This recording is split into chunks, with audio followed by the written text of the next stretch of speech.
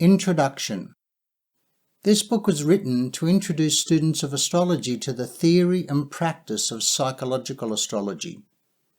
As part of my work, I have met many spiritually minded people on a modern mystical quest to find themselves. Finding the key to this depth of knowledge is one of their challenges. Fortunately, there are several keys, and one of them is astrology. As a psychotherapist and astrologer, my goal has always been to guide astrology students to an understanding of themselves. To achieve this, you first need to understand your own astrology chart, its signs, houses and planets. There are no ifs or buts about it. Without a solid understanding of the basics of astrology, you will never become an astrologer. Secondly, you need to know how to apply this knowledge in your readings for others. My psychological astrology series aims to provide you with the keys to this knowledge and show you how to apply it. I understand that the majority of readers are quite conversant with the basics of astrology, and that many of you are experienced astrologers, so please don't think that you need to read this book starting from page 1. This book is designed so that you can jump about from chapter to chapter to get a good mix of astrology and psychology according to your interests and level of experience. In this book, you will learn how to recognize the essential features and characteristics of the planets, signs and houses as used by a psychologically trained astrologer. These are the keys that open this treasure chest of knowledge.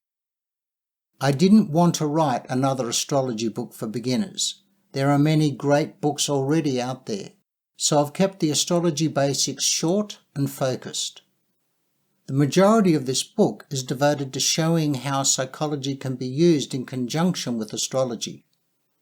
I wanted this book to be juicy enough to sink your teeth into, but not overloaded with psychology terms and disorders to overwhelm you. I've made sure to include topics that will excite your interest so that you are hungry to put some of it into your own practice. It includes a discussion of synastry charts and inherited family traits, what aspects trigger people to seek counselling, how you might apply psychotherapy in your astrology practice, locating the astrological significators for conflict and complexes, ADD and ADHD, astrological significators for teenage depression and suicidal thoughts, psychological disorders as a spectrum of neurological symptoms, planetary aspects and shapes, the power of the elements and modes, clues to your spiritual path in your astrology chart, the powerful Saturn cycle, the amazing air-fire phenomenon, using Jungian archetype meditations to support your personal mystic quest. I've made sure to include example charts to demonstrate each feature I discuss in the book. As would be expected in a book of this nature, student names and identifying details have been changed. I believe that it is important for therapists to know themselves. Astrologers have a distinct advantage because the signposts and companions to their mystic's quest are provided in their chart.